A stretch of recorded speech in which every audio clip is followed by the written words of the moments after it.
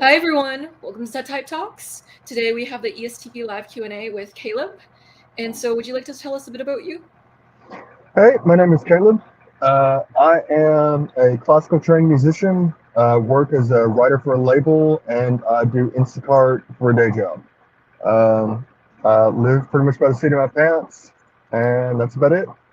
Yeah, and you have a pretty cool lifestyle. You live in a tiny home and you get to do whatever you want. It's very Yeah. free, and you get to make amazing music too, that we will be showcasing at the end of this live stream as well.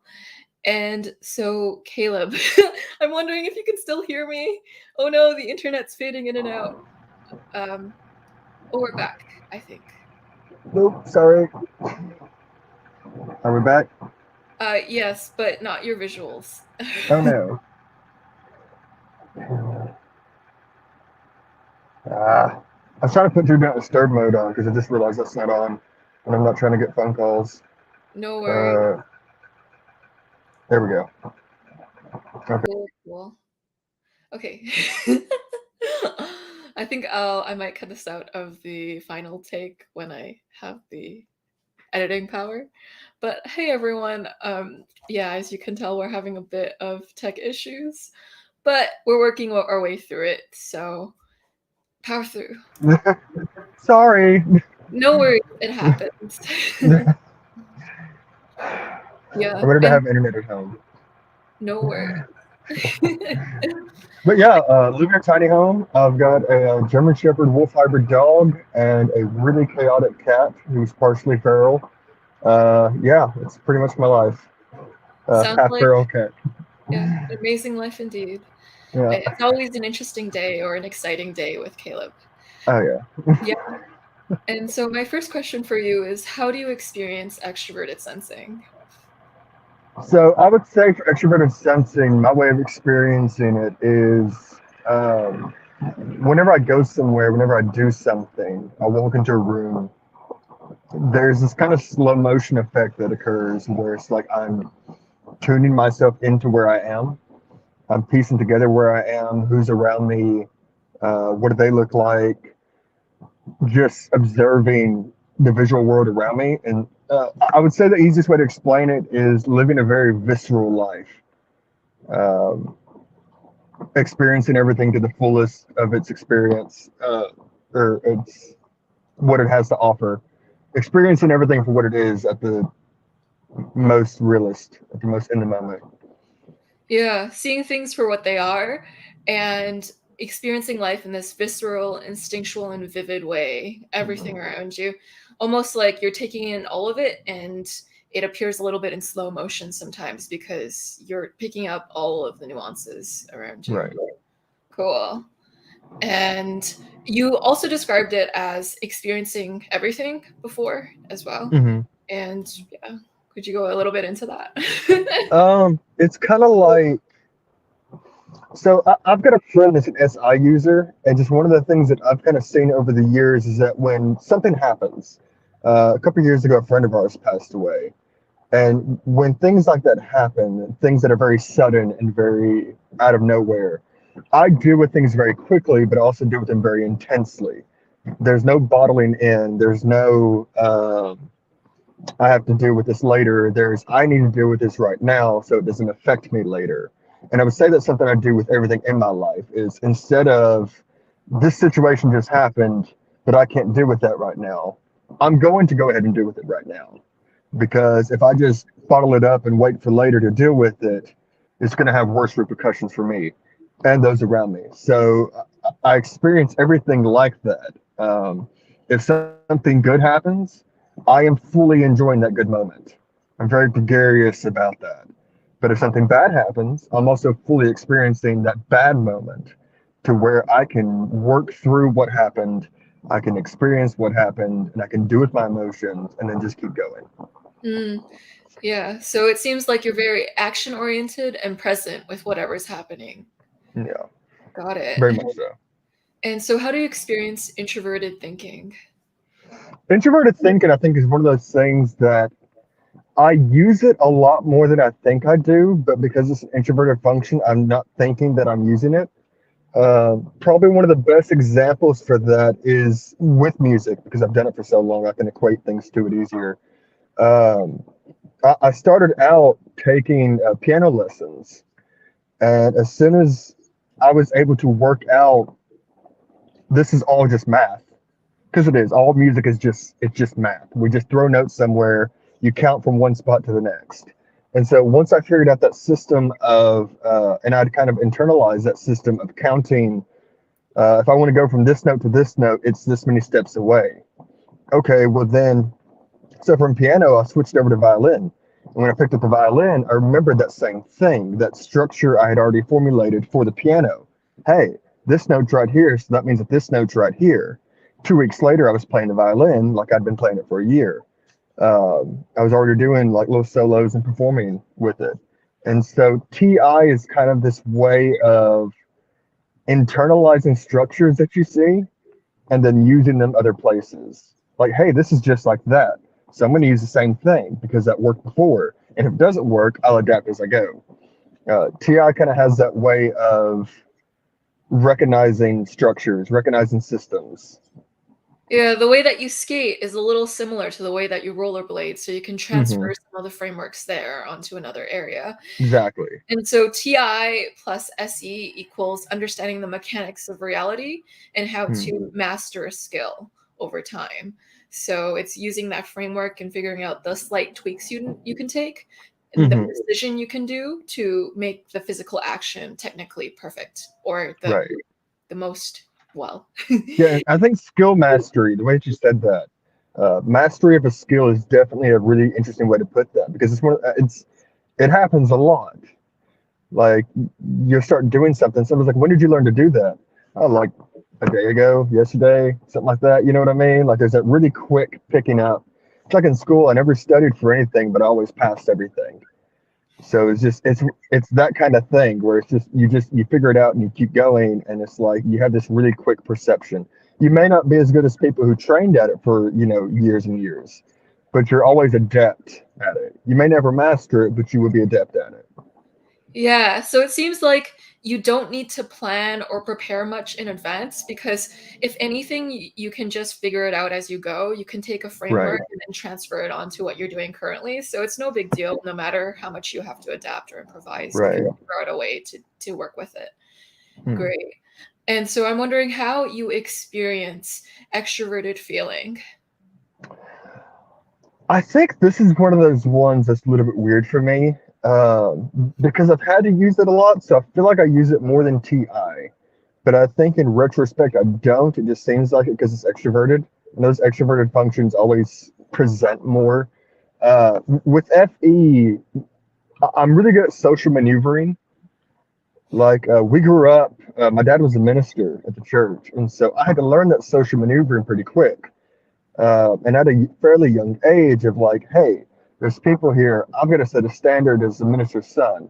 So I need to know how to respond to different types of people. And, I worked in mission work for a bit. I traveled cross country, doing missionary work and stuff. And being able to just walk up to people, not as a missionary, but as a friend, and just see everybody as a friend. That whole meets no stranger attitude that you see with a lot of people. That's very much one of my things. I would just show up and talk to people like I've known them for years and not be the wiser. I would say that's the best way of seeing my FE is just I talk to anybody. I don't care what you look like. I don't care what you sound like. I don't care what you're about. I'm going to come up and talk to you, see where we go, see how things go. We both have a good time. Then I'm leaving. Um, so yeah, Sweet. Wow. The ultimate finesser. And so yeah. I'm wondering, how do you experience introverted intuition? I think in my 20s, because I know some people talk about different functions develop at certain points, and in my 20s, I really saw that NI develop. I became a much deeper thinker. I became very philosophical in my early 20s, and it's kind of was that development of I got into reading different philosophers and reading different ideas that people have had over time about life and the world and stuff like that. And the ultimate conclusion I came to, which I never thought this was an NI thing to say, but you'd pointed it out before, that during one of our last shows, I said everything starts with one note. Everything you do in life starts with that first action. And I know you had said that was a very NI kind of thing to say, is like it all comes back to a singular point. And that's a very, all my years of studying philosophy, I came back to that realization. You know, I read Nietzsche, I read Jung, I read all these different others, old Greek philosophers and whatnot. And they all were kind of saying the same thing. And I came back to that conclusion of, you know, 100 different philosophers have all told us the same thing, and I'm kind of living by it now. It's just the purpose of life is to experience life. And I think my NI kind of formed in that worldview. It all comes back to the singular point. Fascinating. You know, Jung posited that we would develop our inferior function around our 40s, but it turns out people these ages, so he was like alive a long time ago, so that Right. but now when I talk to people about their aspirational function, they talk about developing it in their late 20s typically, Mm-hmm. or in their 20s now. So it's pretty interesting shift We in sped up the process. we Yeah. sped up the process of growth. Yeah. Huh. That's interesting. Wonder Yeah. what caused it.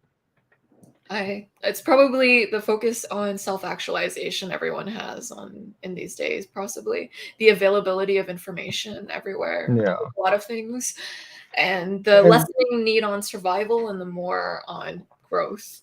Yeah. And so everyone, feel free to ask your questions in the side over there. It doesn't have to be purely about functions. You can ask Caleb about life, music, anything in between. Those will indirectly get at personality type 2. And in some ways, it's more honest because you get to hear their perspective. And that might show more about type than asking direct questions because you're going through the back door of understanding rather than the front door. And so people will unconsciously kind of share their functions in that way a little bit more clearly. Yeah. And so Jesse asks, Caleb, in your view, were you naturally inclined to music, or is it something you had to develop through tedious effort? I have never put tedious effort into anything I've ever done. Um, Originally, I was an athlete. When I was growing up, I was around music, but I didn't care about it. I would sing a little bit here and there, but it was never something I actually wanted to do. I was much more interested in playing soccer, doing fencing, running, swimming, being very active as a child. I was a very SE child. Um, I was a very, I'm going to go do this, and I'm gone, and boom, and next thing you know, I'm like halfway up a tree, and doing backflips or whatever. I did not care about music until I got into a fight with a soccer coach sophomore year of high school. I was a new kid, and he thought that a new student would throw off the balance of the team, and so just he was nonstop picking at me, and I'm like, you know what? I'm done. I'm not doing this anymore. I'm not dealing with you. I'm going home. And so I quit soccer, and I'm like, well, what do I do now? And a girl that I was dating at the time, she was like, have you ever tried playing piano? And I'm like, no. I will. And so she taught me how to play for Elise, and then all of a sudden I was like, oh, this is my new thing. Because like in an hour I was playing for Elise by Beethoven on the piano, and I'm like, I guess I'm a musician now. And so it just kind of derailed off into music. And then a big start of that was Phantom of the Opera. I got really big into Phantom of the Opera and singing classical. And so I'm like, if I'm not going to play sports, I might as well be a singer and a musician. And so it all kind of derailed from, I was an athlete for a long time. I was the guy who taught me to play soccer was from Bosnia, and so like I had a lot of athletic training, and then I just decided, screw it, I'm not dealing with this, and picked up music. And then I've not worked hard at anything in my life, so there was no tedious effort to it. I just For picked it up and went with it. for Elise was your first song. That is an extremely Yeah, technically advanced song. That is yeah. And I learned the most of it in about an hour. The hardest part for me was that first little interlude. That took me a little bit longer to kind of figure out, but that main part, the da da da da da da da da, I was playing that in 10, 20 minutes. well, And so Caleb talks about how he's super active, and that's something you're going to hear a lot from ESTPs and ESFPs, unless they have a chronic illness that impacts that ability. A very big component of being an SE dominant type is being active. Yup. And so INFJs are known for door slams, but have you as an ESTP ever done something similar? Up and ghost door slam people or even groups of people? How and why if you have? Absolutely. And I make no bones about it. I door slammed a whole church at one point. And with people, so I have something called the three strike rule. I can't see my dimensions on this, but I have the three strike rule. And so basically, what I'll do is you have three opportunities to frustrate me or to push my buttons. And these are not easy buttons. I'm not a sensitive person. But this is what I've learned over the years is that if you have three separate times pushed three separate buttons that have totally just made me not want to deal with you as a person, and some people don't even make it to the three strikes. There's been two people that I cut off after the first strike. And I was like, you know what? You have pushed boundaries that I'm not dealing with. You can go away. You are not a good person. You need to leave. I'm not dealing with you. Other than that, though, I use the three strike rule.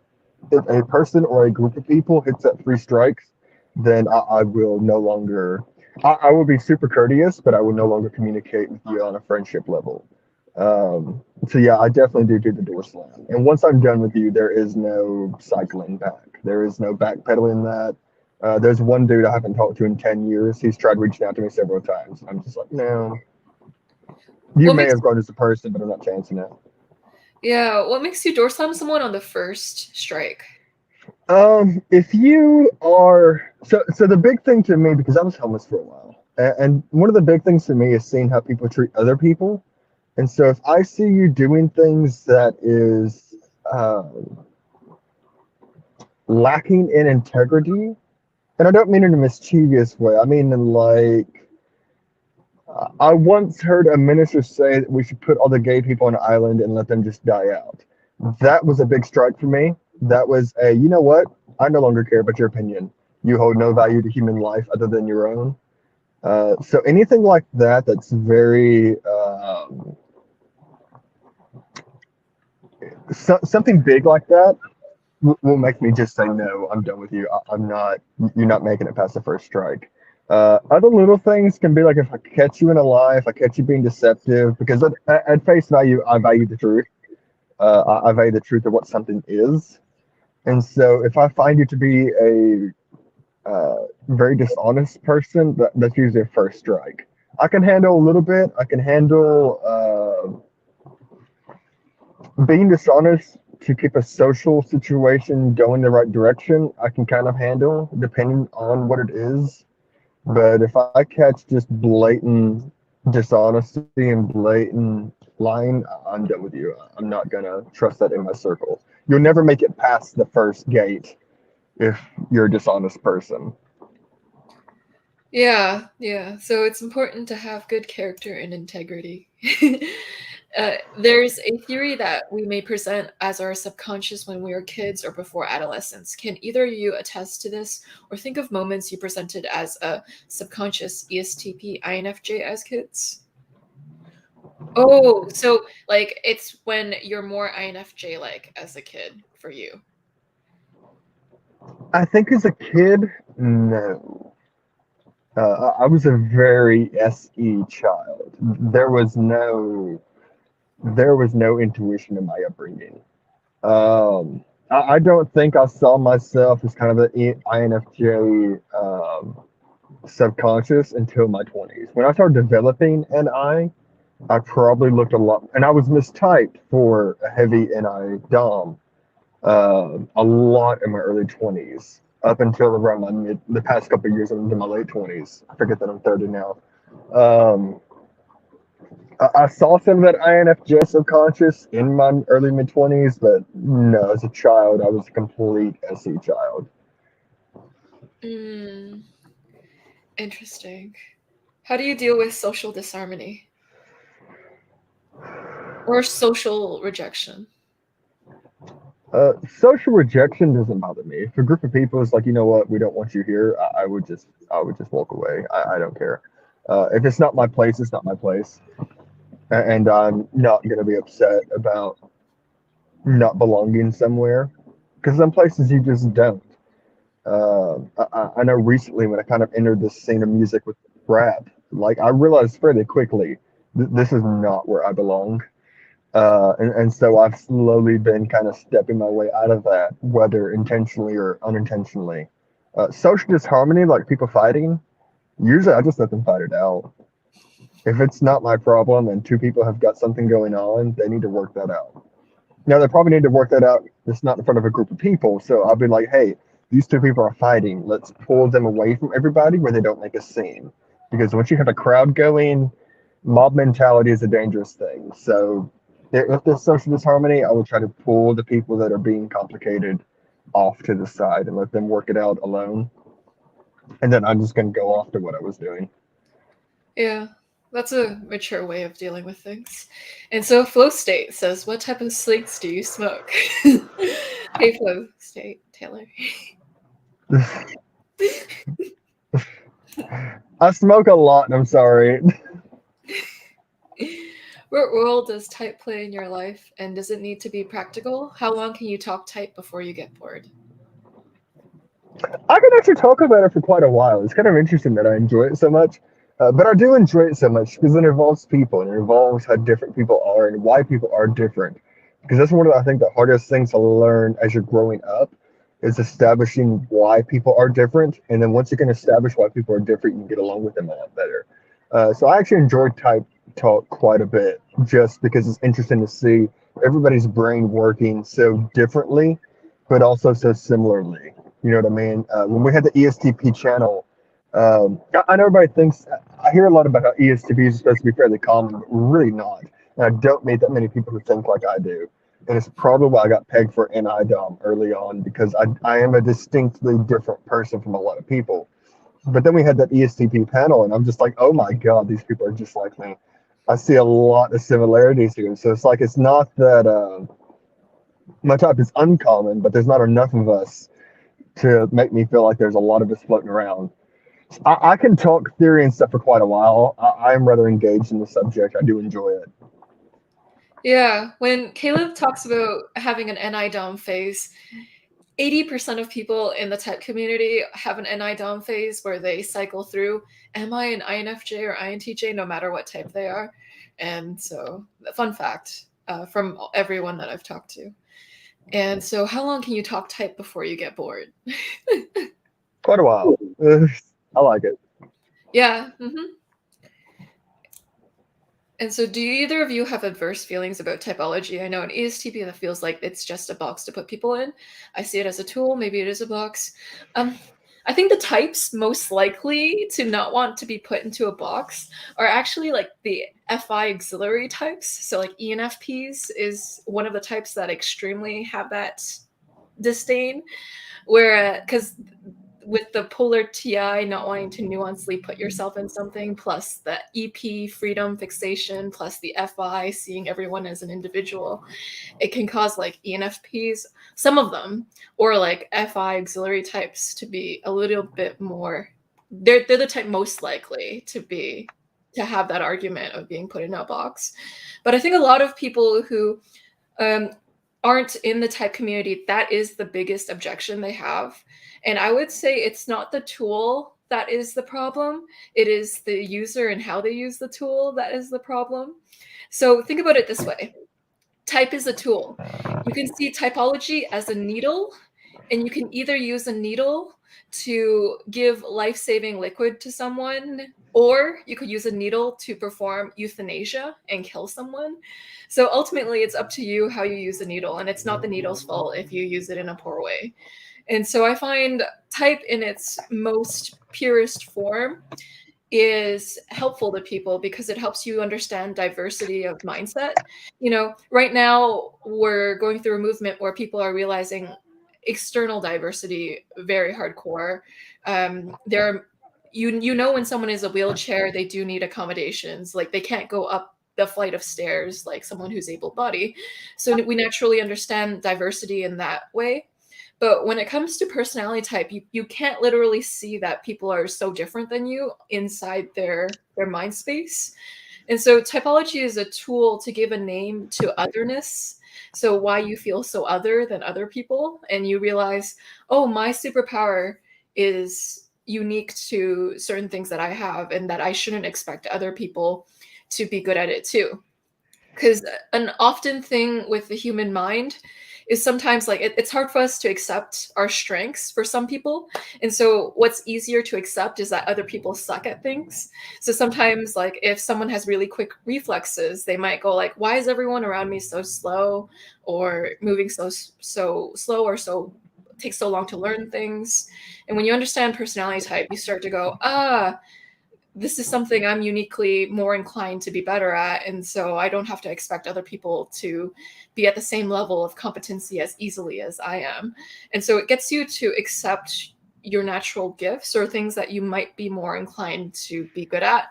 And it helps you understand diversity on a level that's not just externally apparent, but it's very internally apparent. It's kind of like figuring out someone has an internal monologue and you don't have an internal monologue. It's like, wait, you have a voice in your head, but I don't have a voice in my head. Whoa. So I find type is pretty cool for that. But yeah, my adverse feelings are against how type is used to label people. It doesn't have to be, but some people do it that way. And so it could be used for other means. And so how about you, Caleb? I think I've never had adverse feelings about typology. I've always actually enjoyed it because TI eats this kind of stuff up. That TI in me being able to put things in certain places and to categorize these systems is fantastic. I have heard that putting people in a box thing. Here's my thing, and this is maybe the SE uh, way of seeing it. There are 8 million people in this world, 8 billion people in this world. While people may be distinctly different, at the end of the day, none of us are that unique in the grand scheme of 8 billion people. You may have things that are distinctly you, but that doesn't mean typology is stripping away your individuality. Typology is helping categorize 8 billion people's type of thinking. Um, I get nowadays people are so interested in being unique and different. And the problem is at the end of the day, out of 8 billion people, nobody is necessarily that distinctly different. Yeah, That's kind of my thoughts on it. I would agree. A type doesn't take away your individuality. It takes away as much individuality as learning that you're right-handed. Like, so you can Right, acknowledge that you're right-handed, but it's not going to affect who you are. Type right. is a general framework for who you are. It doesn't fill in the specifics. So there's a indefinite amount of differences you can have within a framework, like, but it still follows the general rules and principles within that framework. Yeah, So to me, it's very freeing. yeah. And so do you identify with being afraid of choosing a direction for your life? No. Mm. So I think an interesting way to look at this, when I was 16, 17, something like that, I was wanting to join the Navy, but my brother had just left for the Marines. And so my grandmother beat pure hell out of me and said, no, you're not leaving until he gets back. Well, when he came back, she got sick. And so I was like, I can't leave now because she's sick and I'm going to stay with her. So in my late teens, I decided I would join the Navy. And instead of choosing that direction, I had to adapt to things that were happening around me. And then when she did pass away, I developed degenerative disc and arthritis. And so I couldn't join the Navy. And so that thing that I'd kind of had in the back of my head that I wanted to do for a long time, I had taken the ASVAB. I had scored for nuclear engineering. I was pretty much, as soon as everything was ready, I was getting ready to go. And then when it came back for the physical, I flopped. And so I had to adapt to that. Be like, okay, I can't do this. Let me just run off over here and see what else I can find. Yeah, and so there's never been a fear of choosing a direction. It's always been I would like to do this. And if that doesn't work, I'll just go over here and do this. Uh, so as far as like, I don't marry myself to ideals. I know it's a good thing for some people to marry themselves to I am going to do this. I'm going to be this. And I don't set myself to that standard. I'm going to do what's good to do at the time. Yeah, it's kind of empowering to have your options open so you can Yeah. seize any opportunities that present themselves around you. A Right. part of having low NI too is you don't really have a set in stone 5 or 10 year plan. It's all mutable. If the situation changes, you're very willing and flexible to change with the opportunities around you. So there's a bit of that. What are your opinions on INTJs? I think they can be rude but entertaining. Mm, I like my NI DOMs. I like having NI DOMs around. The problem is that like when you get that strong TEFI, a lot of times I will clash with heavy FI. I will clash really hard with FI. It's one of those functions that when I see it in people really strongly, it kind of irritates me. And one of those things about INTJs I talk about is how strong their FI actually is, like how much they're actually using that. If you follow the INTJ Facebook pages, it's all about it's meme gold. And that's one of those things that kind of like irks me a little bit. And so with INTJs, if they're mature INTJs, I find them an absolute delight. I love their minds. I love seeing them at work. I love seeing any kind of NI-DOM, your ENTJs, INTJs. I really love ENTJs. We have a wonderful time. The INTJs I can have a little more trouble with, especially if they're not very talkative. If I can't get them out of that shell and they're just very, I can't do it. I cannot do it. It stresses me out. If you don't come out of that box, I can't have a conversation with you. You know, if the most interesting part of your day is that you've like split the atom, I'd be like, that's fantastic. Anyway, you know what I mean? Like, uh, yeah, makes sense. Your TI is very truthful. yeah. Generally, does INFJ being your opposite resonate or make sense to you based on your observations, interactions with INFJs?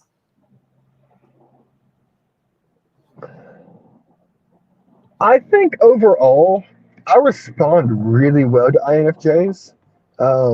I've known two in my life confirmed INFJs, not just the anyway.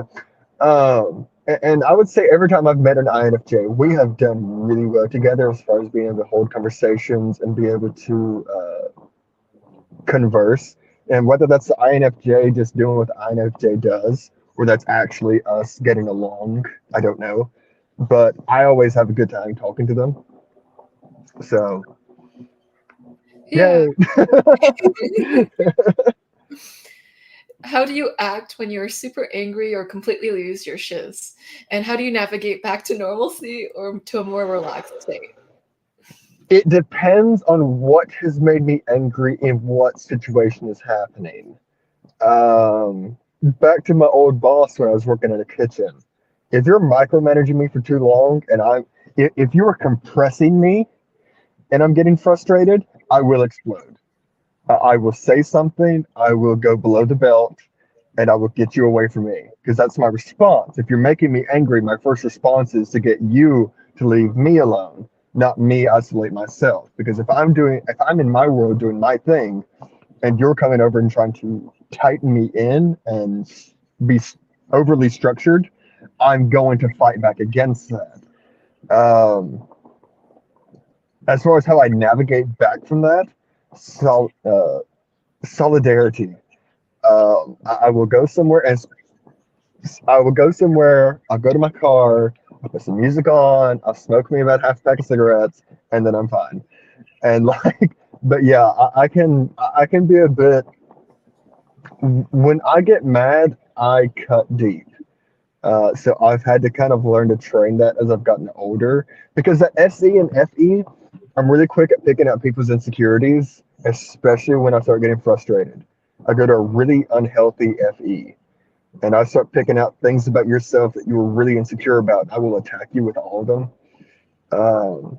And so I've had to kind of learn to control that. I'm not a fighter. I know I'm not. I'm a skinny dude. I'm 6'2", 150 pounds. I'm not throwing hands with anybody, but I will hurt you so bad with my words that it won't matter. Um, so Ooh, yeah, that's kind of my you will slice them with their deepest, darkest insecurities yeah.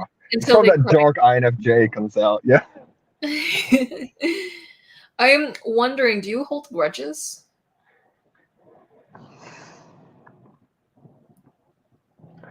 I how to explain this? I don't retain animosity towards somebody, but once I've door slammed you, I'm not opening that door back up. So while I'll no longer be angry with somebody, I'm not necessarily holding my emotions towards that person. I'm letting those go. But I'm remembering that this person is not a good person. So there's a fine line between I'm not holding a grudge, but I'm not forgiving. Does that make sense? Yeah, you're not gonna hold it against yourself in a way where you retain the poison, but you're gonna Mhm. remember that it happened. Right. Yeah. Are there certain types that are more prone to having an internal monologue? So this would depend. You have different people having different theories on this. So I would say internal monologue may be separate from typology, so keep that in mind. But people who have tried to draw correlations, they see it between the NESI axis being more likely to have an internal dialogue monologue, and the NISE axis being slightly less likely to have an internal monologue. But I know people who are from the different axes doing the opposite one. So it's not set in stone at all. So it's something separate from typology altogether, too. I have really short conversations with myself. Mm. They're very quick of like, should I do this? Anyway, you know, they're really quick judgment monologues and then it's over. Yeah, really interesting. Yeah. Did you become more settled and interested in intimate and one-to-one conversations as you grew up? I've always enjoyed them, regardless. Um, I've never been more or less interested in them. I would talk to a crowd or a single person just as much. There's no real. I value both equally. I love one-to-one conversations. I think you can get to a lot of places with a one-to-one, but I also think a crowd can be a fantastic thing. So really just if it's a more intimate conversation, we need to sit down and have a talk. If it's one of those like more intense one-to-ones, I can go for about an hour with an intense one-to-one. If it's very emotional and there's a lot of stuff going on, I'll go for about an hour. I'll say what I need to say, and then I'm just going to go. So I don't dislike them, but they're not my favorite thing. Like casual conversations, I can do one-to-one all day. If it's very intense conversations, I do have a time limit. Yeah. One-to-one is my bread and butter. It is Yeah, my resource. Describe your relationship with Mischief. This is like all his of it, biggest. all of it. um, all of it. Um, I once lived in a commune. I know, right? Um, I once lived in a commune for like 6 months, kind of. And I was nicknamed Loki by this group of people. Uh, they didn't care what my name was. They called me Loki for 6 months. I can be very mischievous. Um, when I worked in nursing, I would play practical jokes in the new CNAs, the new tech assistants, whatever. We had a patient pass away, and I was like 5 years in at this point. So like my threshold for emotional response to death was pretty much null and void. We had a patient pass away, and I hid under the bed and hit the call light. And so one of the new CNAs walked in right after the nurse had called it. One of the other CNAs had walked in with the stuff to get ready for postmortem, and I came up from under the bed and grabbed her leg.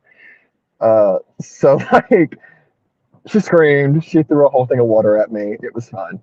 Um, but so I would say my relationship with Mischief is it is my daily like.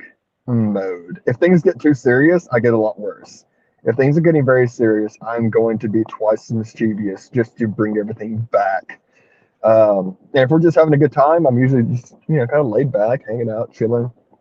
If things start getting tense, I'm like, all right, time to go do some shenanigans. Time to Yeah. lighten the mood. That's one of the signatures of the EP types. So the ESTP, ESFP, even ENFPs and ENTPs sometimes too. Mischievousness comes from wanting to stir up the pot or wanting to push the envelope. For ESTPs, sometimes they say they like to push people's limits and see where they are because they want to see how far they can take it and how far they can bring it. And that's pretty fun for them. And mischievous is Caleb's middle name, basically. That's his full. It is. He brings it to work. He brings it to his personal life. It's Everywhere. everywhere. Yeah. Everywhere. I love it. Not really a question, but be glad you didn't go nuke. What does that mean? I don't know what that means. Have you have you ever found another ESTP you could look to as a mentor or a good example? If not another ESTP, is there a type that you easily learn from or enjoy learning from the most? I worked for a gentleman years ago. I know this is one of those crazy stories that I've got, but when I was homeless, I started working for this wedding decorator, florist. There we go. I started working for a florist, and he was a retired psychiatrist who was just doing floral stuff because he was bored and didn't have anything better to do. So I worked for this retired psychiatrist for like 2 years doing flowers and floral arrangements and doing weddings. And I mean like 40, $50,000 weddings. We did one where there was like a 16-foot centerpiece where we had soaked bamboo in water and then made a waterfall of orchids out of it. Like we stuck orchids through slots in the bamboo. But at the same time, we'd be having these really deep conversations while we were doing these massive arrangements. I don't know what type he was. He's since passed away. And I don't think he actually had that much of a thought for typology, anyways. So it never came up. Um, I would argue, looking back, I don't know. He looked like an ESTP, but he thought like an INFJ. So like he had this very deep thinking style, but he also had this very visceral way of experiencing the world. So he may have just been an older ESTP. But that was somebody I definitely viewed as kind of a mentor. Definitely anybody on the SENI axis, I'm gonna do really well with as far as like them gaining my respect as a person. I have trouble with the SINE axis people. And I tend to, because we don't think alike and we think so differently, I have trouble relating to NESI. But you get me with somebody in SENI, I can usually at least find some good mental common ground. So I'd say anybody kind of on that axis, I've done really good with kind of learning from or teaching myself. Makes sense. A lot of the closest people to you have died. Is Mhm. it the quality of knowing a lot of people, or do you find it just happens? Or you don't have to talk about it too if I'm prying I too much. think this is kind of a twofold answer. One part is that I've known a lot of older people in my life. I was raised by my grandmother. I've worked in nursing. I've worked for other people who were just older. So, working with an older community in general, I've had to adjust to the fact that they are not going to outlive me. On the other hand of that, one of the big friend groups that I got into while I was homeless was, as you can imagine, a bit of a difficult crowd of people into some difficult things. And regardless of any attempt I had made to bring them out of it, like I had, they didn't make it. And so there was just that the crowds that I've chosen to associate myself with, has just not been youthful crowds. They've been, destitute or they've been elderly. There's not been a lot of middle ground with my circle because I find those people tend to teach me the best lessons too. The old and the wise and the young and the dumb will teach you the best things in life. And so I tend to surround myself with those two crowds, even though I'm not a part of either one. I like to kind of be that person who sees them for something else. Because I didn't see drug addicts. I saw people who needed help. I don't see some elderly person who can barely walk. I see a lifetime of experience. And Mm. so it just, there's been a lot of experience through that of just crowds that I've picked over the years. It has caused me, I think, even my godson passed away. So even that was, a lot. And so it's just the stroke of luck that I've had in life, I guess. I don't really know. Mm. It is like learning from the older community will give you a lot of their wisdom nuggets that they've gained. So Yeah. that's an intelligent move. And ooh, that does sound rough indeed. And so the nukes are what we call nuclear technicians in the Navy. Oh, it's where I was talking about going into the Navy and I scored for nuclear engineering. Got it, Yeah. got it. So how do you view intertype relationships from socionics, and what type would you say you get along well with best? It's okay if you don't know them too. Just what types do you tend to gravitate towards? If I socio don't know socionics well enough to answer that question. Um, I know MBTI fairly well. I know Enneagram barely at all. Socionics, I'm not even sure where that fits in. I've looked at it over the years. I know who's that gentleman that you had on here one time that I told you I always loved watching. Um, he's an INFP. He did the facial type. Leon Yeah, yeah. types. I know he's talked about socionics, but I never got deep into it enough to know. No worries. And so how did you end up homeless? How did you recover from adversity? Okay, so there was a big falling out with my family when I was in my late teens. And so I had decided at probably 16 or 17 that I would move out on my 18th birthday. And I did. I got my first house. It ended up being a party house. And as all party houses, it kind of fell apart. And so I was left with live out of my car or go back to my family and make amends. And I was not ready to do that yet. And so I just got in my car and started driving. I went to one of the fancier neighborhoods about an hour or so away. Of course, we're around Nashville, so there's a lot of fancier communities. And so I use that to my advantage. I'd be dressed like this, trying to find jobs instead of dressing like a homeless person. I used laundromats and showers at the gas stations and around to keep myself looking clean because I found that if you look clean, you're more apt to get opportunities. And so I used that to my advantage of, wearing the button ups and the slacks. I'd have my scarf on when it got cold. That rise from adversity, I would say this: if you are homeless, you run into this loop of getting very adjusted to that sense of freedom you have because you have unlimited freedom, and it's very addictive to get used to that. I would say the strongest point that because and I did for a while get used to that. I got stuck in that loop. I would say the big jarring point was when my grandmother got sick. I was like, you know what? I need to get serious again. It's time to stop. And it's time to focus. I need to get back on track and start going. And so I pretty much just came back home to where my family is and just slowly worked my way back up over the years. I worked for that florist. He helped me get a lot on my feet. That retired psychiatrist. He helped me figure out the loops that I was getting myself stuck into. He helped me pull out of that. Yeah. The best ways to pull out of our mental loops is to have a community or someone Mhm. to help us through it. For you, you had a psychiatrist. Some people have therapists. Some people have friends who can also help you with Mhm. the full transformation and recovery and healing. Yeah, Yeah. Does an evening outdoors playing Dungeons and Dragons appeal to you at all? absolutely.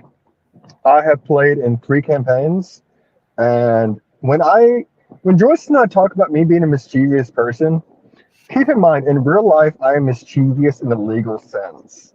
You put me in a world like D&D, Skyrim, which is actually I actually like Oblivion better, but the Elder Scrolls games. If you stick me in a world where my actions have no consequences, that mischief goes to a whole another level. I One of the campaigns we did, I got a reputation And the guy ended up using my character from that campaign as the villain for the next campaign that I wasn't able to be a part of due to schedule constraints. And so I literally created a villain. We ended up taking over a city. We show up in this village, and I'm like, I don't like the guy that's in charge.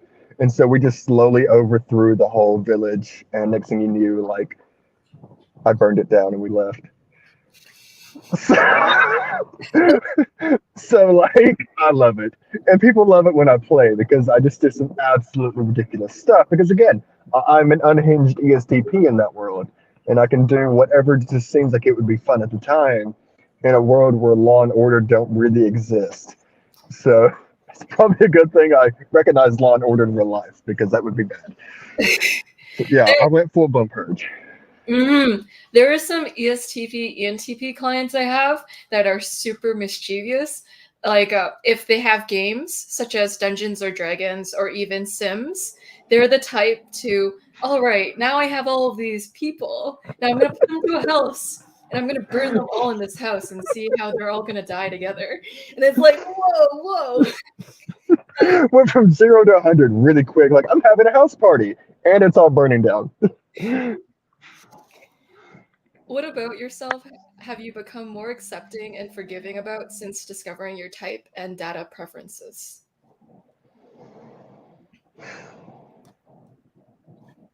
I don't have a good answer for that. One thing to point out, my grandmother who raised me was also an ESTP.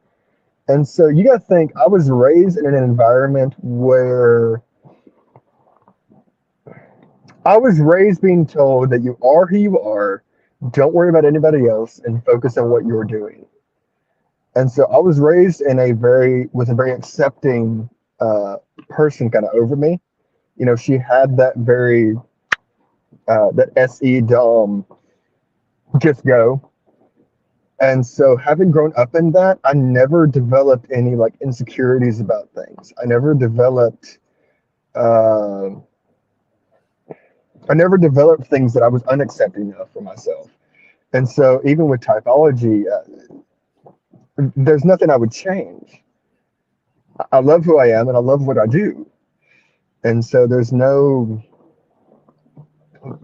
there to forgive. There's nothing there to be more accepting of. You accept it, you own it, you lean into yourself. Yeah. Wow.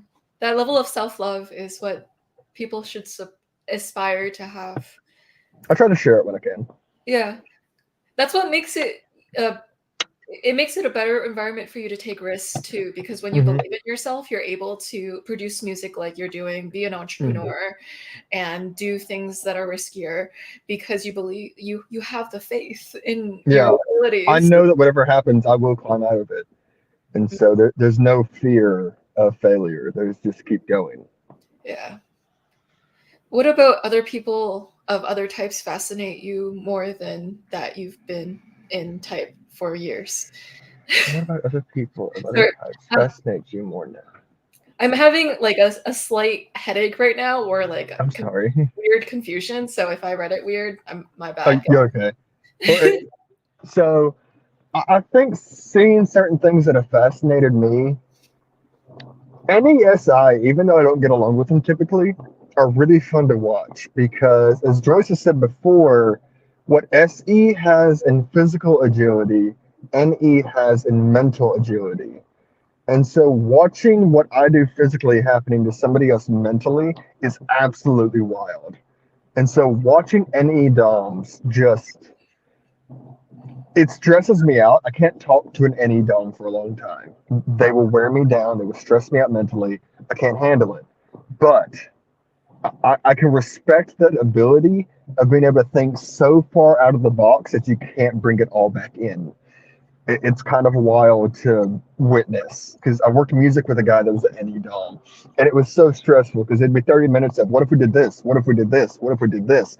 And like if you just done the first thing, like I told you, it'd been fine. But all that other stuff was really cool. Hold on to that. So you know what I mean? It's fun and it's great, but I'm so glad I don't do it. They bring you to some very imaginative places. Yeah, that I would have never reached for. But yeah. Exactly.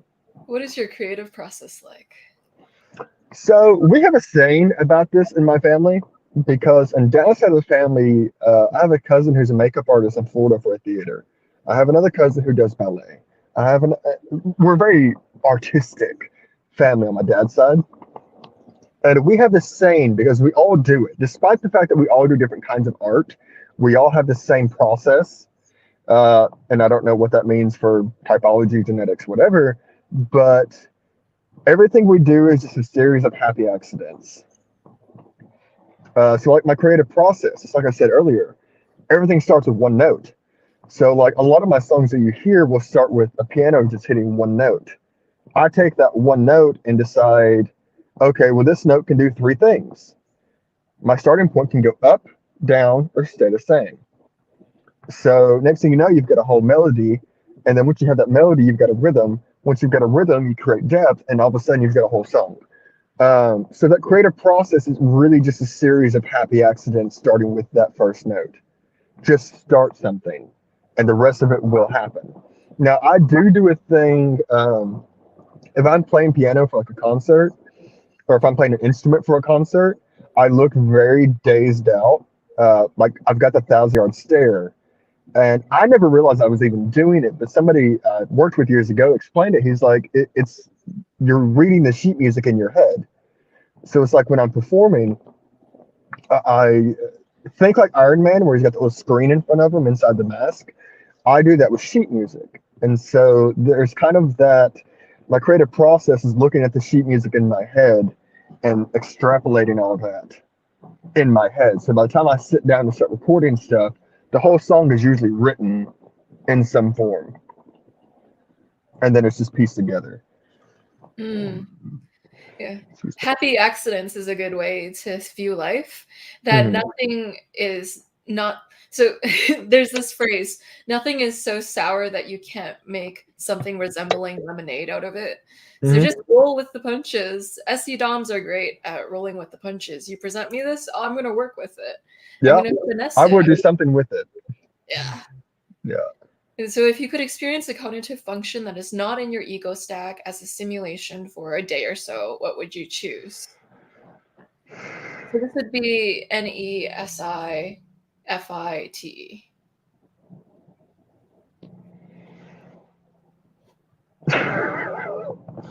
uh, TE.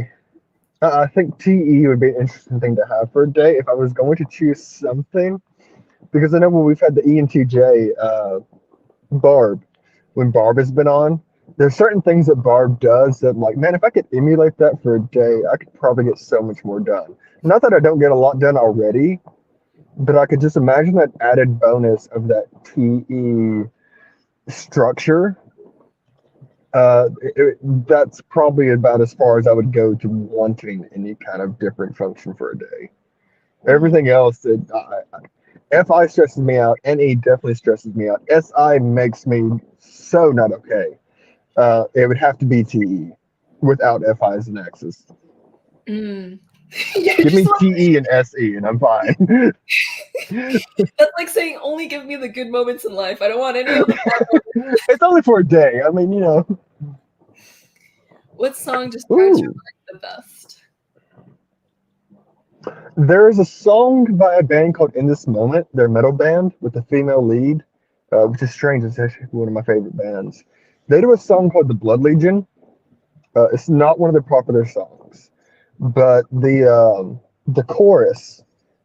Anytime I have felt like I was losing, I will play this song, and it helps me get back into that I can do this mode. It helps me remember who I am because it's a very visceral song. And the chorus, she says, "I will not bow down. I'll rise to the sun." And it's like that one phrase, like I want that tattooed on me somewhere. It's that feeling, and she does it with so much power that the Blood Legion by In This Moment will absolutely describe my life. It's that sound of failing and then conquering. And I would say conquering is probably one of the best adjectives of my life. And so that would probably be it. That's wonderful. What does the SEFE loop look like or feel like for you? So that's like when you're under stress, right? It's yeah, or you're in a very extroverted mode and you're forgetting to reflect because you're in a go go go mode. Foot and mouth syndrome. For better or worse, I have a serious case of foot and mouth. Uh, because, okay, so imagine this. I think this is a good way to explain it. You've got SE going that's noticing everything about a person. It's noticing body language. It's noticing how somebody looks, how they're dressed, how they're talking, what they're wearing, how they smell, all these sensory information. Coupling that with FE's um, need to respond to external feeling. So the SEFE, if it's a hypersocial situation that's good, turns into like roast battles, which is fine in context if everybody knows that they're involved in this roast battle. Otherwise, I'm just being a little bit mean. If it's an angry SEFE loop, it's cutting at best. It's like I said, I'm watching the SE and I'm responding with FE. So like I get really I think I've said this before on here. I don't know, but I know I've said it before to friends. When I get super polite, it's best to leave me alone. If I'm getting super, that's okay. Well, let's just go over here. Once like the boomer voice comes out, it's get away from me because I'm not thinking about what I'm saying. I'm saying everything in a very soft tone to where everything sounds a little bit less offensive, but I'm still hitting you below the belt with every word. So I would say that's probably the closest understanding I have the SEFE. It's because there's no longer TI saying this is a good idea. It's just me responding with as much care as I can for that moment. Mm. It can also come across as being very status conscious, knowing how Mm-hmm. people will perceive you or judge you based off how you're appearing. So it can be in positive ways too. So Yeah. an ESTP can use their SEFE in a non-loopy way too. It can appear as being very flashy. So with your snakeskin scarf, there's that. There's also some ESTPs sometimes have a healthy cockiness, or some of them have unhealthy cockiness, depending on the person. I'd say I Um, have that. yeah. They tend to accept challenges a lot because there's a confidence sometimes when you loop Mm-hmm. with your extroverted functions. So they're like, I can do that. I can conquer that. So it can show up in Yeah. that. The other ways I've seen ESTPs show up is an awareness of power dynamics. So knowing who has power in a specific situation. Um, yeah, SEFE can also show up as liking to see people's reactions to the things that you do to them. So a part of testing people's limits and seeing how far you can take something is your FE wanting to see their reaction and finding it very amusing. Okay, so yeah, that I can, yeah. Because like tonight we're performing. I don't know if you heard the song or not where that album dropped. There's a song called Siren, and I hit my highest note that I'm able to sing, and it's like a G5. And we promised when we wrote it to never perform it. And some stuff happened, and I said, you know what, we're going to perform it. So, like tonight, I will have to be in that SEFE because if I think about having to hit certain notes, like a G5 as a baritone, I'm not going to hit it. And so, I think anything performing like that, because I do a lot of performing kind of back and forth. So, that whole I have to feel the crowd. I have to respond to the music, stuff like that. I would say I actually use that quite a lot then in that context. Mm, yeah. And we're gonna get a taste of that at the end of this live Q&A too, because we're gonna be playing his new album. Yay! Even with a headache, you're still our favorite, Joyce. Thank you, everyone. You are. So the reason why I still put out videos even when I'm in a bad mental space is because I being with you guys makes me happy. So Oh. I wouldn't pass up the opportunity to get that dopamine, serotonin hit from being around my favorite community, the type community. And on comes the ESTPs. What kind of very specific or general philosophy has improved your life through recent years? Ooh, I like this one. So it's a combination of two philosophies that I kind of threw together. So it's Epicureanism and nihilism. I consider myself an optimistic nihilist. Because although I've seen things that may point to otherwise, I think life itself is your greatest gift. Whether we reincarnate or not, whether there's something after death or not, what we're doing with life is what matters.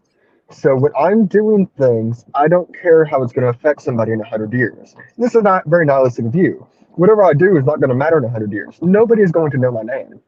But you know who will? Me. So what I do is that very nihilistic reference of doing things because I can. And because it won't matter in 100 years, damn the consequences. Now, not like a negative way, not like I'm going to go up here and do some illegal stuff, but on the whole, the things that I've decided to do, it's a very combination of the Epicurean philosophy is a Greek philosophy of do not do anything in excess. Tie that with nihilism of in 100 years it won't matter. And I kind of have developed this branch of I'm not going to be excessive in anything I do, but I'm going to do what I want to do because it matters to me. That's amazing. There's a level of freedom in that. If nothing really matters, then you're free to do literally anything, but also within the moral bounds of not wanting to hurt people. So, Exactly. yeah, makes sense. Do you think you'd enjoy a sensory deprivation tank experience? So, actually, I've done that because, of course, I have. I was dealing with a couple years ago some really bad PTSD, and that's not really something I'm willing to get into. But I was dealing with some really bad PTSD, night terrors, not sleeping, heavy depression, a whole lot of things going on. And so to deal with this, I thought to myself, the only way to deal with this internal turmoil is to force myself to face it. And so what I did was I put blackout curtains up all over my room, all over my house, no light. I didn't play music. I didn't have anything going on. I didn't have the dog or the cat at the time. So in complete, utter blackout darkness, I just laid in bed and spent like probably 8 hours, not sleeping, just feeling the nothingness to come better in tune with myself. So stuff like that, sensory deprivation, I think it really has a place for like mental health, to be able to isolate yourself from the outside world or to be able to focus on things. I think it's great. Yeah. Wow. Yeah. Your mentality with a lot of things is face it. If there's something in your Mm-hmm. life that's uncomfortable, lean in closer. Mm-hmm. I've always been envious of SB types for being so accepting. It's absolutely incredible. As if they are snakes, they maneuver, adapt, slip through the cracks no matter how chaotic the environment. WOW. Wow. Snakeskin scarf. Have you found yourself in sticky social situations where you expose yourself or someone to the people? And how many times were on purpose and just you being you or on accident?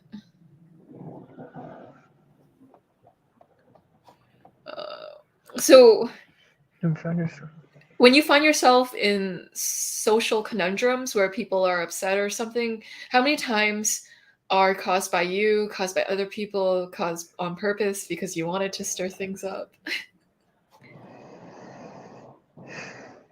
Yes.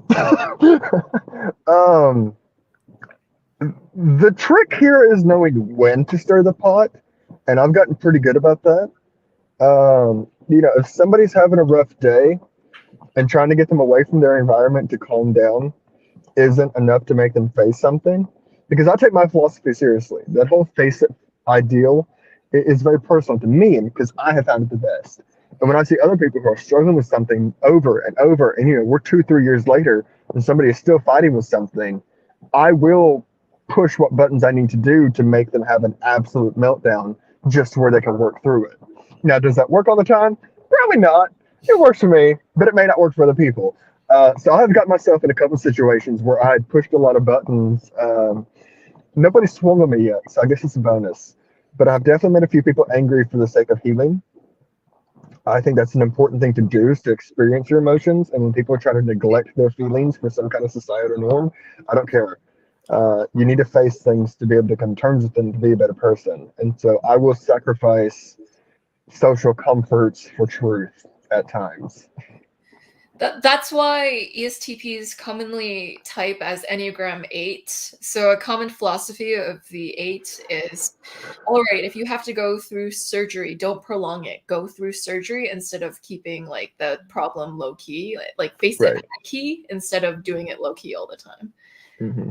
So creatively, does making a concept album appeal to you at all? Did that. Ooh. I wrote a classical album based on the Auguries of Innocence by Sir William Blake. Uh, and so I have done that, and I would not mind doing it again. As far as singing on one, that could be a little bit different. The album I've got going right now, not the one that just released, but the next one that I'm working on, which is closer to like a jazz R&B. There's a bit of a story going on with it. Um, I wouldn't call it a concept album, but there's definitely a story happening. Um, so I would not be opposed to doing another one. I would prefer if I'm doing a concept album to keep it more on the orchestral edge. The album I did based on William Blake, it was called Innocence, Auguries of Innocence. And so it was based on that poem, which I can't remember enough of to talk about right now. But it's essentially, to see the world in a grain of sand and heaven in a flower, da da da da. And so every song was geared towards certain phrases. And so, it kind of went with that. But yeah, I wouldn't mind doing it again. Makes sense. What topics can you talk about for hours and become energized about for? Pretty much anything. I will talk about anything. I don't care. Um, I like typology. I like deep subjects if they're going somewhere. I can talk about music probably for hours if it's the right people. One of the things I've learned in music is that some people don't know exactly where they stand, so I have a little bit of trouble with them. But I can talk about most anything. If it's something I don't know a lot about, I'll be learning about it as I'm going and then reflecting questions. So anything, more Mm, or less. yeah. And you're good with making it fun, so you can take anything and then Hmm. work with it. So Yeah. how easy was it for you to distinguish that you used SETI, so ESTP preferences, instead of TISE, which is ISTP preferences? So mom is the ISTP, and so through her, where she's a little bit more focused on creating these systems, I am way more focused on just experiencing things first. And so it wasn't that hard. A little bit of self reflection went a long way. Realizing that at at my most, I know Joyce and I've talked about this before. At my most core trait is to see everything exactly for what it is and to experience everything for what it is. And so seeing that as the strongest ability that I had, what my gift was, I guess you could say, was what made me settle on SETI. Is recognizing what it is you really contribute. Yeah, it's easier to make that distinction sometimes, as long as the ESTP is a confident one.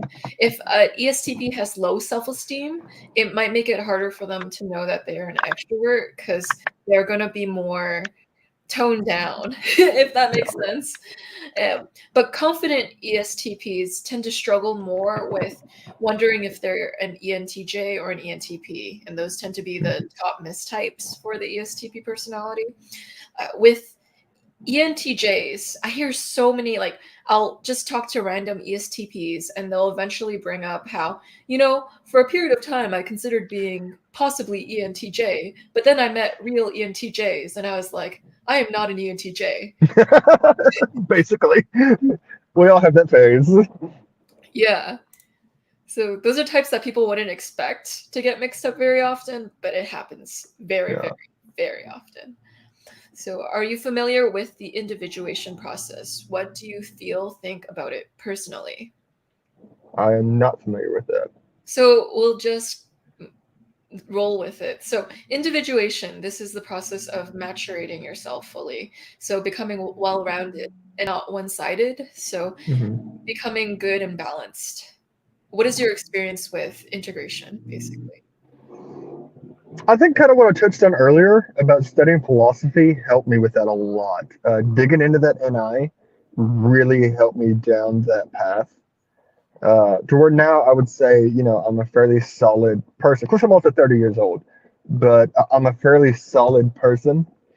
I'm not gonna say I'm a great person, but as far as like, I know when things are appropriate and I know when not to do certain things, and I'm confident in myself to make that decision between the two without having to suffer any kind of wild consequences. I have a moral compass, but I'm also mischievous. But I'm a little chaotic at best, but I also know when to tone it down. And so I would say that it's a good process to go through. It's good to be able to balance yourself and know when is appropriate to do certain things. Did you have to hit a wall to balance yourself, or did you just naturally do it without any major milestone? I just kind of did it. Yeah. I don't remember anything distinctly. If you're forced to live with any of the types with FI, NE, SI in their stack, which ones would you choose? Before we answer, I'd just like to say all unhealthy individuals, no matter what their type are hard to live with. So by I like answering that. this, we don't mean to offend or single out anyone. So I just want to. Yeah. I don't know because I live alone with a cat and a dog. So I haven't had to have a roommate in a while. So I haven't really had to think about that too much. Um, I think an SI job would be so stressed out by me that we would never work out. I think an NE or an FI would have the most stamina, the most longevity as a roommate, but I don't know how well any of them on their own would do. I would have to experience it and see. I can only formulate so much. Makes sense. Low stack placement, extroverted feeling. Nobody swung at me yet. Guess I'm in the clear. So, funny story. I'm playing at a bar tonight, and mom and I were joking about not getting in a fight at the bar. And I'm like, well, as long as I don't hit anybody with the car or get hit myself, I think we'll be fine. And so it's kind of like, Oh gosh, that's so funny. don't get hit. What function is the most annoying to you? SI. Oh. There's no second guessing that one. I already knew when I saw that. SI, I cannot do it.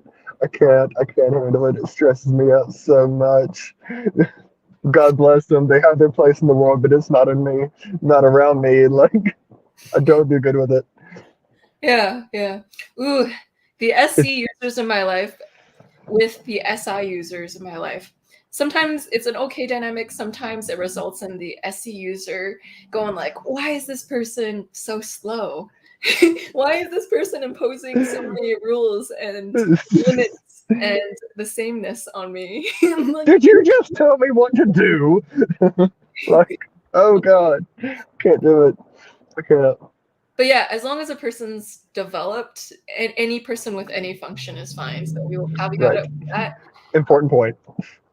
How often does your inferior NI get you into trouble?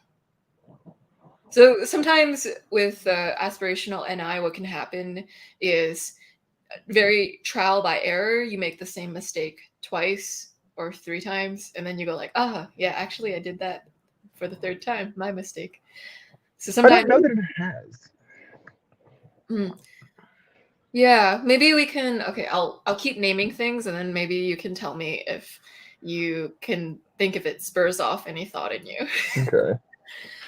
Okay, so aspirational NI can also show up in, instead of simulating how something will turn out, so going like over preparing, you're just kind of jumping in. So a quick cannonball into it.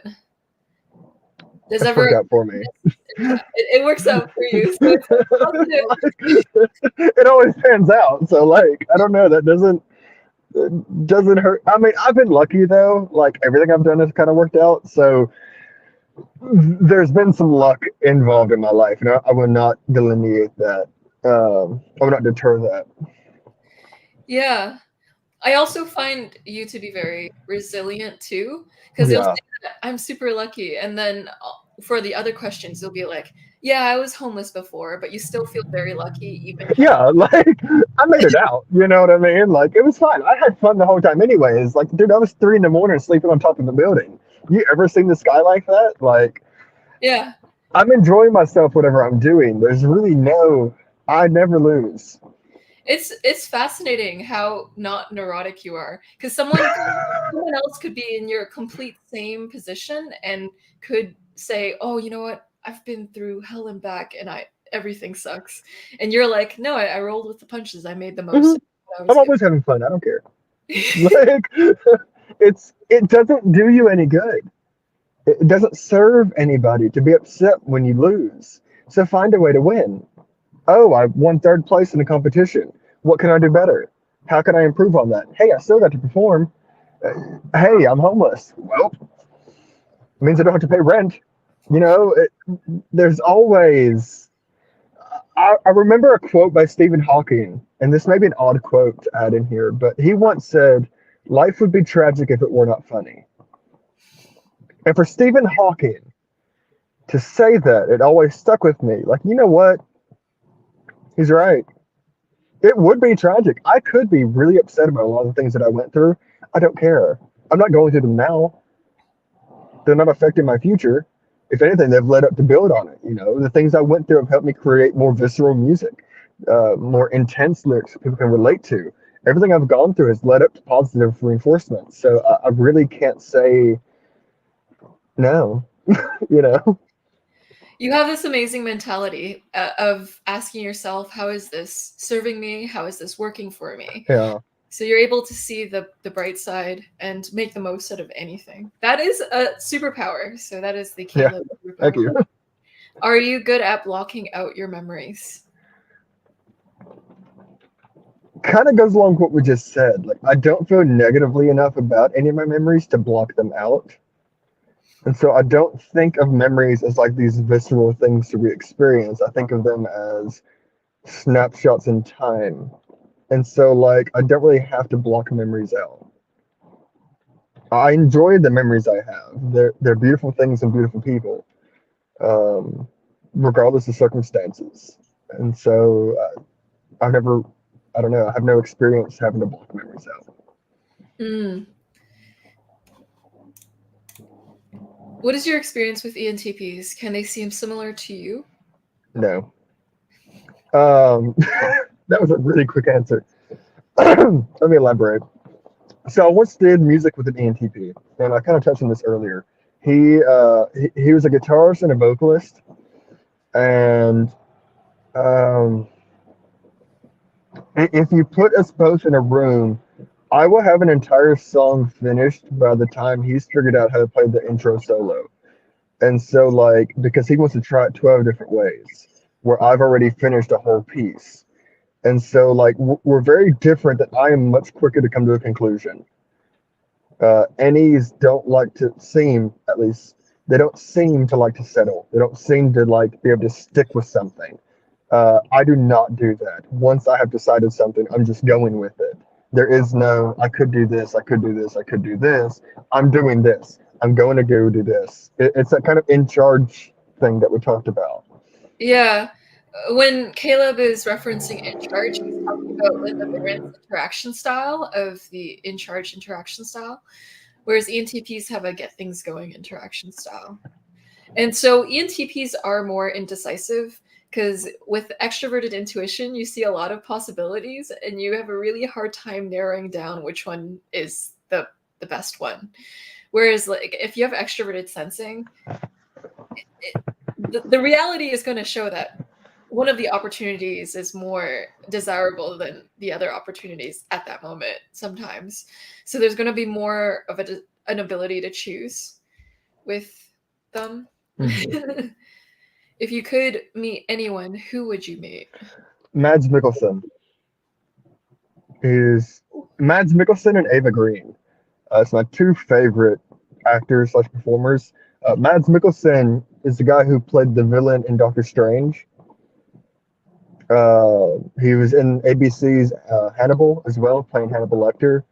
He has this thing about because he's a dancer and stuff before he was an actor, and so he has this very nuanced control over his facial expressions. And so, without even saying anything, you get a lot of information just from his nonverbal. And so, I'm a huge fan of Mads Mikkelsen as an actor, as well as Ava Green when she played in Penny Dreadful and 300 Rise of an Empire. Both of them, and even interviews that I've seen with both of them, they both just seem like we would get along so well. I would absolutely love to go out with those two one day. Good choice. Caleb seems like an Enneagram 7. Yeah, so the 3 types that I see in Caleb the most are 7, 8, and 3, which are probably all in his tri-type, but that would make sense, Josie. Arrange these in the degree of personal favor. Sun Tzu's Art of War, the Prince Machiavellianism, Green's Law of Power, and Manson's The Subtle Art of Not Giving a Fuck. I'm going with The Prince first. I'm a huge fan of Machiavelli. Law of Power second, Art of War third, and Manson's last. I put Art of War third because it does not have a lot of practical use, but it is at least an interesting read. Manson's Subtle Art I have not read, but Law of Power I have read, and The Prince I have read. Mm-hmm. You should read Manson's book. It's from a fellow TP. It might speak to you a little more. Okay. Yeah. SE Doms sometimes feel like the Kool-Aid man. They run through walls that would stop other people and don't seem to notice that the wall was even there.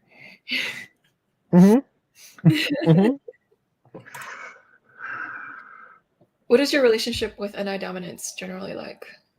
Very positive, I would say, for the most part. At least for me. I can't speak for them most of the time because they tend to be quieter, but I always tend to have a good time. I like that flip of the NI. I like hearing somebody who's more mature with it because it helps me mature mine. And so I enjoy my NI doms. Yeah. We're here to bring on the introspection for you. Yeah.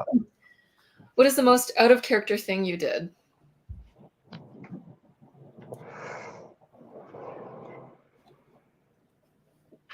I don't know. Because, like,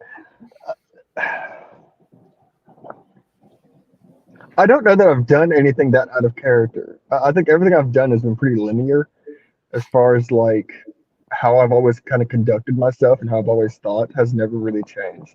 It's matured a little bit, but it's never really changed. I can't say that I've ever done anything that was totally out of left field, that wasn't expected for me to go out of left field. Yeah. What does the inside of your mind look like? Probably a bit like a Lovecraftian monster, and that's a really weird analogy to make. So think of like a solid form with those tentacles coming out, constantly reaching for new things to grab hold of. It's kind of that. I'm constantly reaching for new opportunities to roll with, and if I decide I don't like it, I just throw that toy out back and go grab the next one. So a very decisive elder one who's just decided, nah, next. You know what I mean?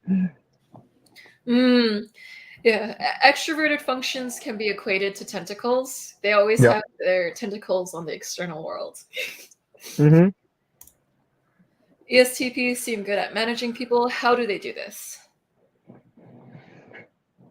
I do it in a way that people don't realize I'm managing them. So like, okay, I'm in this group of people and we've got to get things done. Nobody knows how to get them done. So I'm going to take what I know that person is really good at and say, hey, you go do this. Since you like this, go handle this, see what you can do about it. So like, I'm not taking control of them.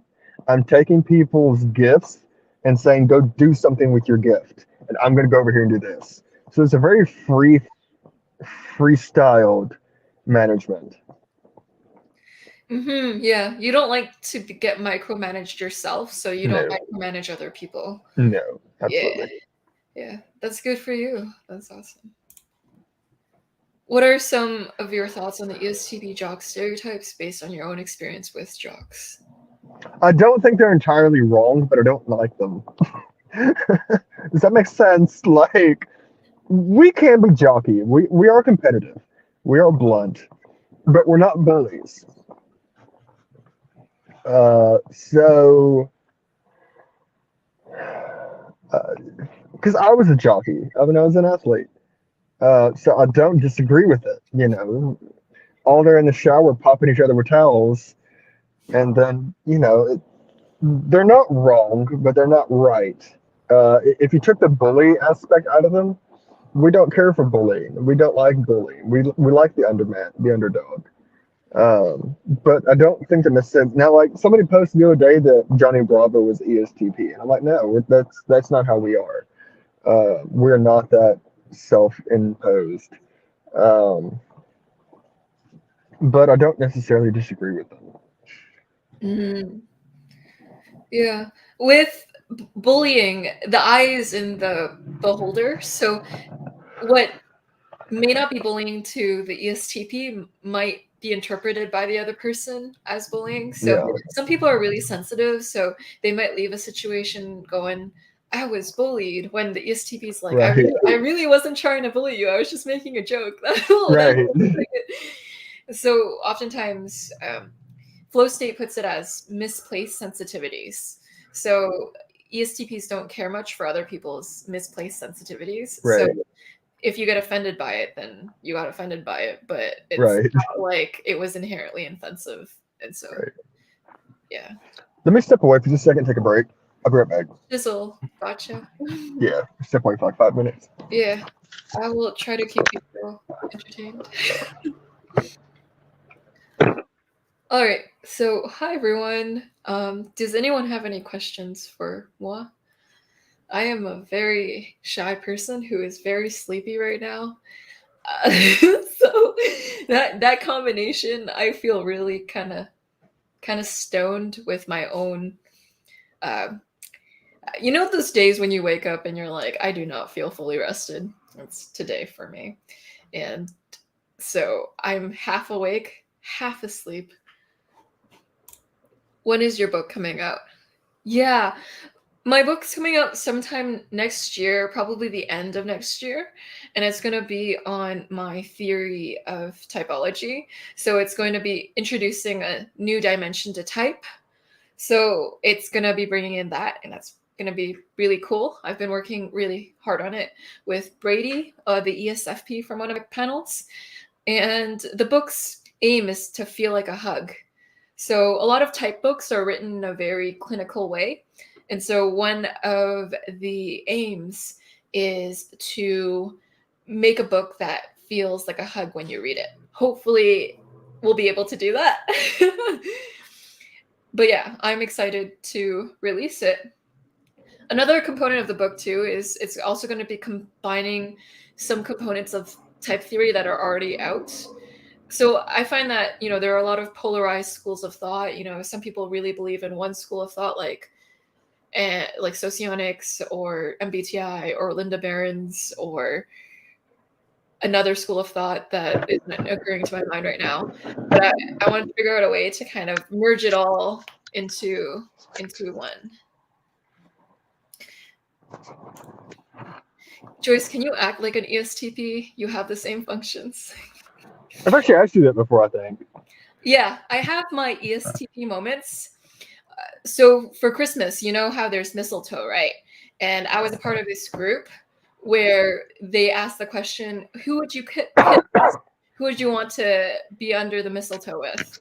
And I was like, I want to be under the mistletoe with every type because I want to know my chemistry with all types. And so that's my ESTP side coming out and being very experimental and finding it quite humorous to push that. Cool. Welcome back. Yep. And so how do you manage self-care? As an NI Dom, I personally suck at it, but I've noticed SE dominants are better at taking care of themselves and others around them. It's a bit invigorating. I'm a little wonky about it. Like, I live in the woods, and so like things are getting dirty all the time. Like I'm barefoot half the time, so like my feet get dirty a lot. So like go rinse them off, whatever. Um, I, I kind of approach self care like I do everything else. When I'm like, hey, I need to go take a shower. I'm just gonna go take a shower. Like, hey, I need to sweep for the fourth time today because my dog is blowing his coat. I'm gonna sweep for the fourth time today because the dog is blowing his coat. There's not there's not a structure to it. There's just say, hey, I need to go do this. Like shaving. I shaved this morning. I've been meaning to shave for like 3 days.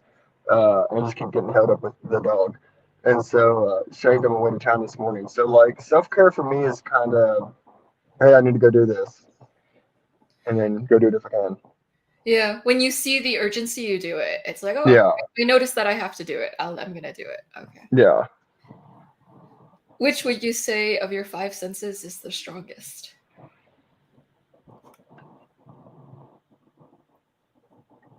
Somewhere between my hearing and my sight are probably my best because I shot archery for a long time. And I shot with a recurve on top of that. So like I didn't use sights. I just used a straight longbow like the olden days. So my eyesight got really good over the years, just kind of being able to zero in on things. It's like a while back when I was walking my dog and I saw a whole pack of coyotes around the corner, and I'm like, oh no, we need to turn around. And like as soon as I'm thinking that, the dog notices coyotes and it's like, hey, we need to go play. And I'm like, no. So my eyesight's really good. I'm able to spot things really well, but also my hearing. Like if people are talking on the other side of the room, a lot of times I can hear them. So between those two, my sense of taste is really sensitive. I have really sensitive taste buds. It's made me a bit of a picky eater because like if something doesn't taste good, I'm not going to force myself to eat it. Mm. But at the same time, like I have diverse but strict taste. Um, but I would say if I was to narrow it down to two, it's between those two of sight and hearing. Mm. When you go to a restaurant that you really like and they prepare a dish slightly different than normal in a worse way, how quick are you to kind of notice and kind of call it out? Instantly, I will smell it. Yeah. So Uh, yeah. Go So ahead. yeah, something different about my family members. My mom is an ESFP. We'll go to the same restaurant, and when we order the same dish, and she tastes it slightly worse than the normal dish, she will call it out immediately. Mm-hmm. Is like that is not as good at it as it usually is. Mm-hmm. Whereas my dad, who is an ISTJ, he's an SI dominant type. He never notices that it's way worse. I notice immediately. Whether it's texture or stuff, I pick it up really quickly. Mm. What form of social manipulation, neutral, do you find yourself easily doing and has helped you maneuver in social circles? Do you attribute it to FE? Uh, I would say I'm actually really good at social maneuvering. I don't know how much of it is would qualify as manipulation. Um, I don't know. I attribute FE to basically anything involving people on the whole. Is how I typically think of FE is responding to a crowd. I don't know how much of that would qualify as manipulation now. Mm. So, sometimes when you have introverted thinking higher up, like especially for the ESTP and the ENTP, but I'm guessing more for the ESTP, there can be a knowing how things will benefit you. So, or benefit the greater whole of some impersonal situation. And so sometimes an ESTP can use FE to maneuver the situation in a way that will either benefit the situation or themselves, is what I notice with some of them. Um, yeah, that's what I notice. We can have Joyce to ourselves, yay. Oh, And I'm back. that makes me so happy. Oh, I'm trying to go through. Well, in terms of flavors, do you prefer sweet, salty, sour, bitter, or umami? Or do you like a variety? What is unami? It's savory. So what it means is when you taste something and it has depth of flavor? I'm gonna say salty and umami. I enjoy like sea salt chips, but I also really love a well done steak. Yeah. Interesting. And I'm a sucker for seafood. I have a theory. So I have a question. This could be totally false, but maybe I'll just say it to the audience so I can understand if it's real or not. So my ENFP had a working theory that people who tend to prefer sweet food tend to be more sensitive. So people who are like dessert people tend to be more emotionally sensitive people, and so they like comfort food is what her hypothesis was. Whereas like people who like salty food and savory food tend to be less sensitive. This could be totally false, but I just wanted to test that out to see if it I holds. can kind of see that for me because, like I said, I like salty and savory foods, and I'm not sensitive in any way, shape, or form. I could see that working for me. I don't know about other people, but I know for me that would hold true. Cool. So Joyce ESTP Mischief comes out when viewers start crushing on the guests. What about when we crush on Joyce? Okay, look.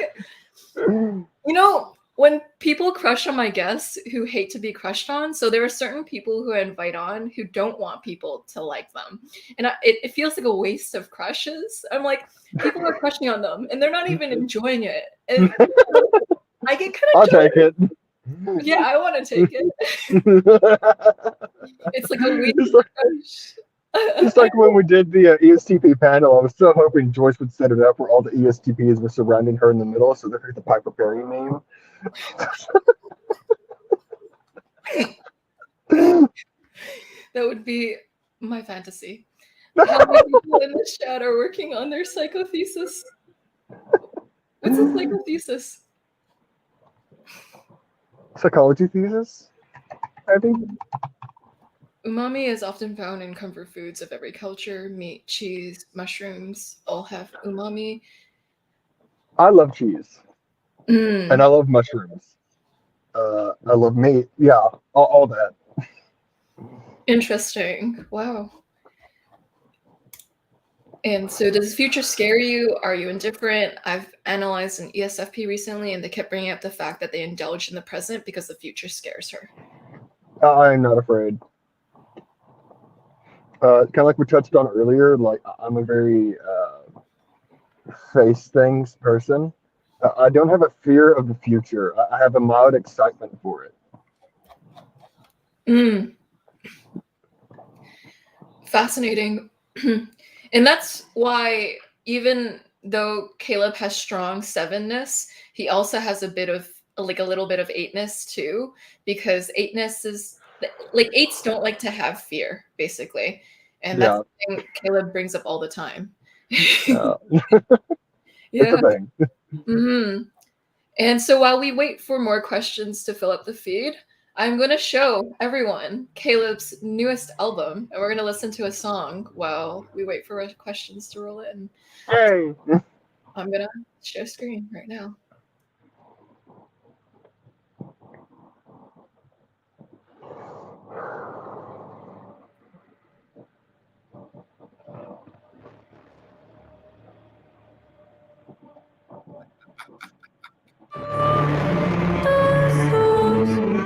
This was a fun one. This is how it all started.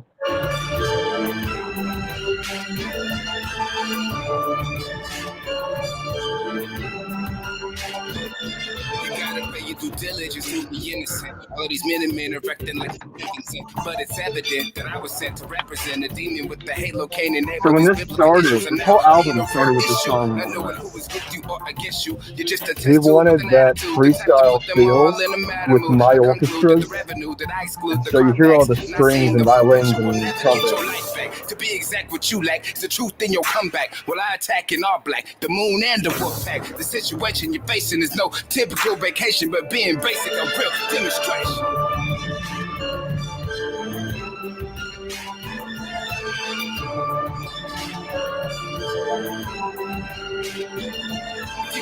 interest in living, then you gotta pay attention. The kitchen is off limits, read the sign, no entrance. Unless it's about business, I'm cliquish for instance. My intent is intense, so the reason to repent. So you can keep your 2 cents. I doubt that it's irrelevant to the subject and the predicate. The good guy, but he's devilish, maleficent but hilarious. That must be embarrassing to lose your girls to living at home with his parents. I know I shouldn't be so careless, but you should focus on your kids, not swallow someone else's. Melted. I guess that she likes that I'm Celtic, white wicked, just because that I was dealt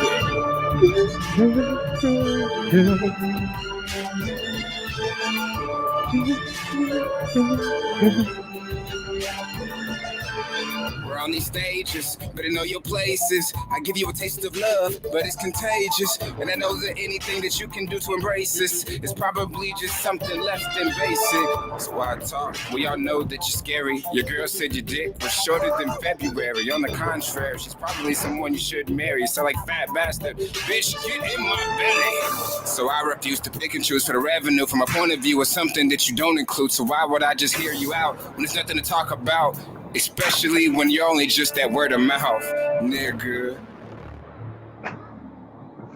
That was so fun to record.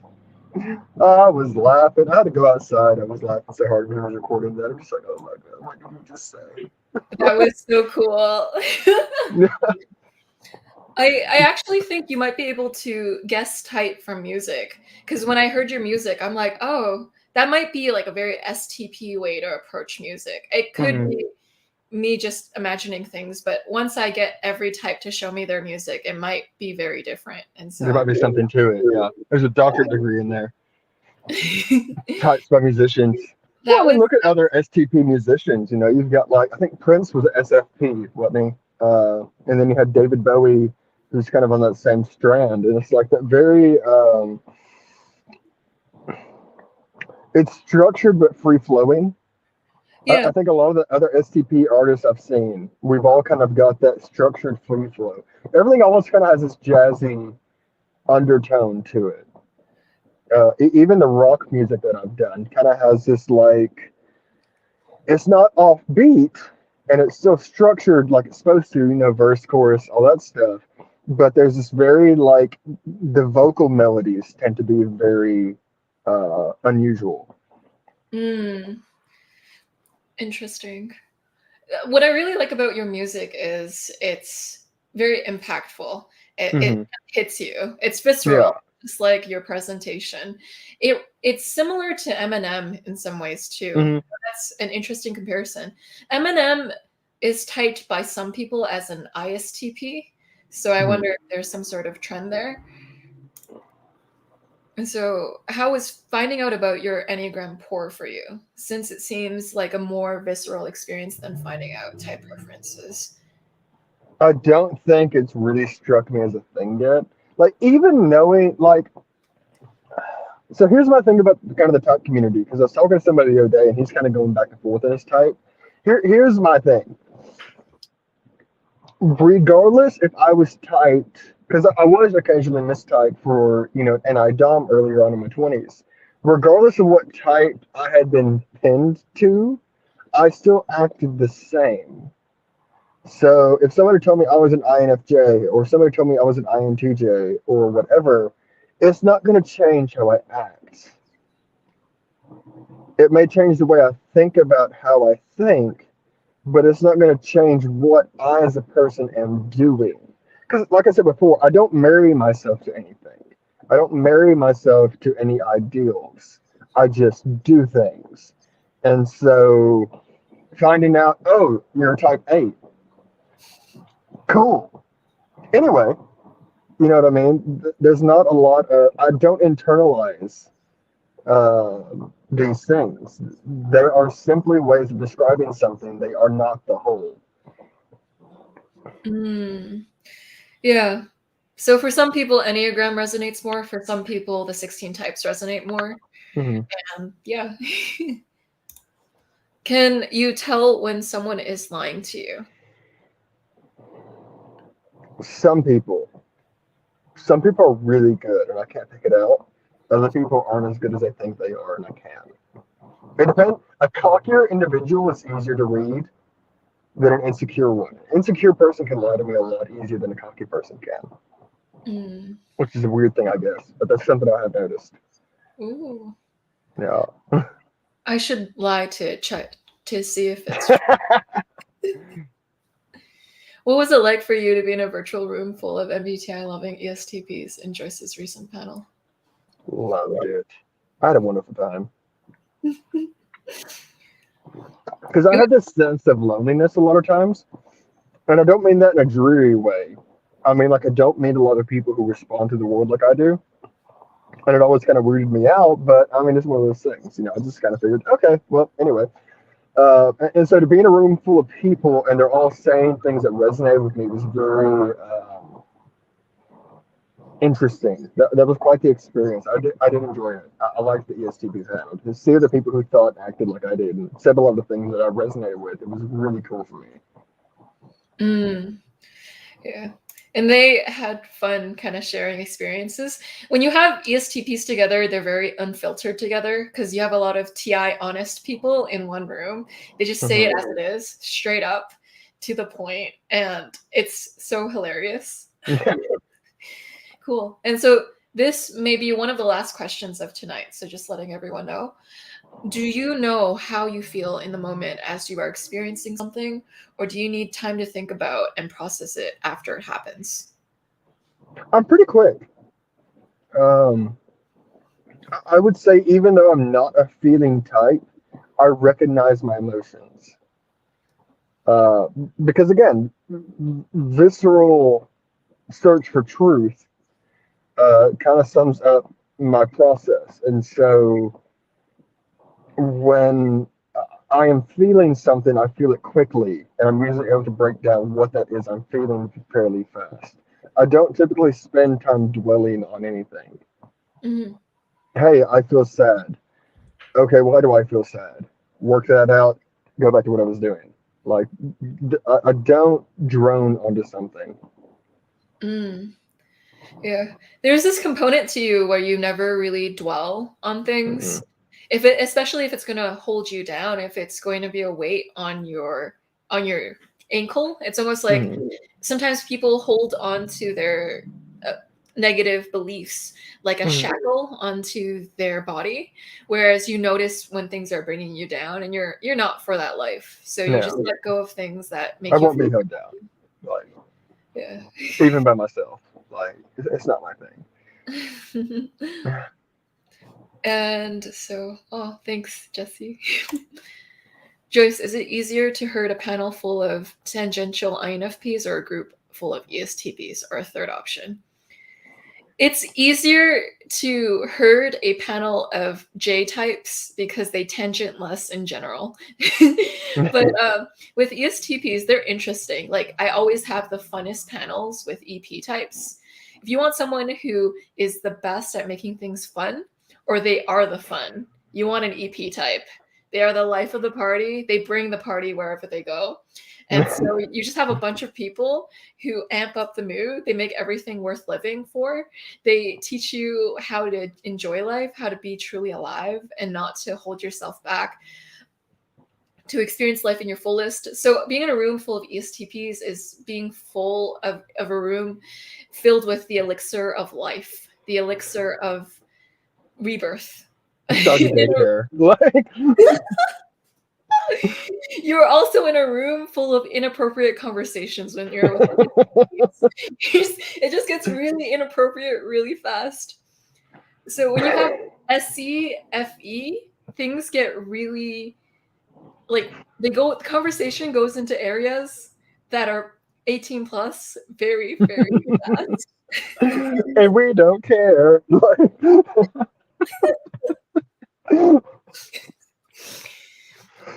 And so when I'm with tangential INFPs, it's more like I'm speechless because of the NE.